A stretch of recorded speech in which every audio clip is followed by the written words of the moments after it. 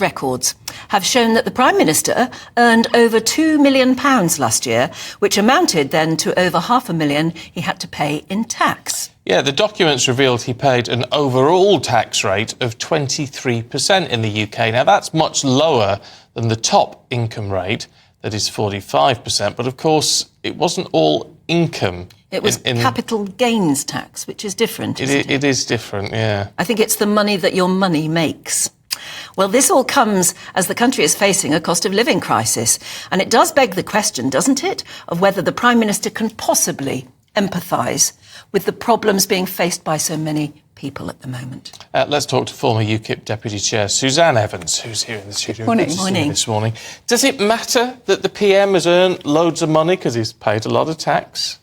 Well, he's paid a lot of tax. He's, as you just said, only paid 23% as opposed to the 45% rate that he'd have paid if this was income. But because this is money that's been held in a blind trust in the United States, it's capital gains tax, so it's only paid at 20%. And I think the issue is why also is he investing in the US as Prime Minister? So it's interesting, isn't it? It's that whole thing about... Well, remember, Stephen, this comes on top of criticisms a couple of years ago that he spent 19 months when he was Chancellor as a US resident for tax purposes when he was Chancellor of the Exchequer and 6 years as an MP. And, of course, his wife was also found to be a non-dom, not paying tax in the UK. So he's perfectly entitled to this income. It's not tax dodging. It's perfectly legal. But it's about that thing in politics we call optics. How does this look? And actually, it doesn't look terribly good. I'm not sure it would look very good, though, if he wasn't wise with his money, especially when he was Chancellor. Yeah, and a former banker. He'd look very silly, that's right. wouldn't he? Wouldn't it look silly if he was paying too much tax that he didn't need to?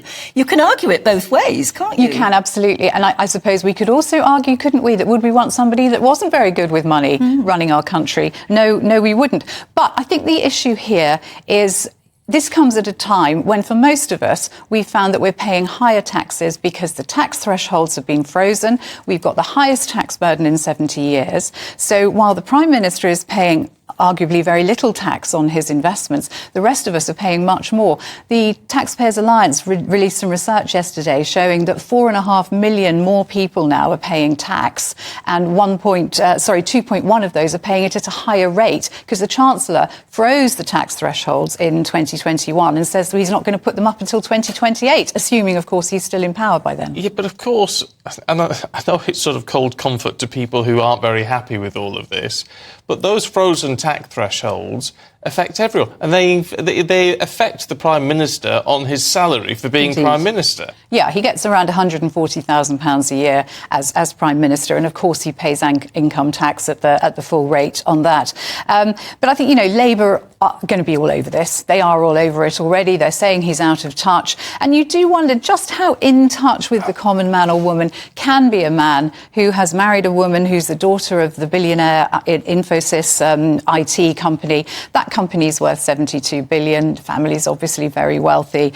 He's got several homes. There were stories, weren't there, that he'd had a swimming pool put in that was so expensive they had to change the electricity system in order to heat it. So, again, it all comes back to how in touch is our Prime Minister in the midst of a cost of living crisis. So, as I say, he's done nothing wrong. It's just about how it looks. I just wonder, though, how in touch is any front-bench politician on opposition benches or government benches with people in Blackpool, for example, and probably not very.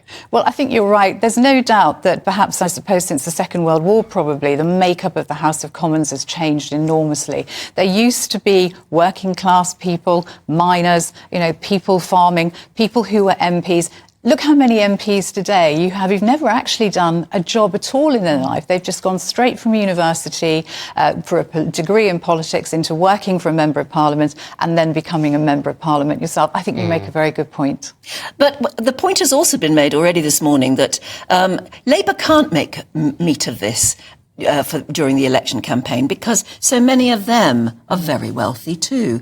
It seems to me by the time you get to the top in politics, you're doing pretty well. You've got other interests, haven't you? Yeah, what a shame I didn't stay in it. I might be a bit richer. Well, absolutely. Yeah, I mean, obviously, you get a very good a salary as a member of Parliament, just over £86,000. Keir Starmer has his own independent wealth, doesn't he? He will have his independent wealth Emily as well. Thornberry was mentioned earlier. I think if you look at the Labour front bench, an awful lot of them are much more wealthy than you'd think. Absolutely, but as you know, Anne, hypocrisy in politics is something that happens all the time.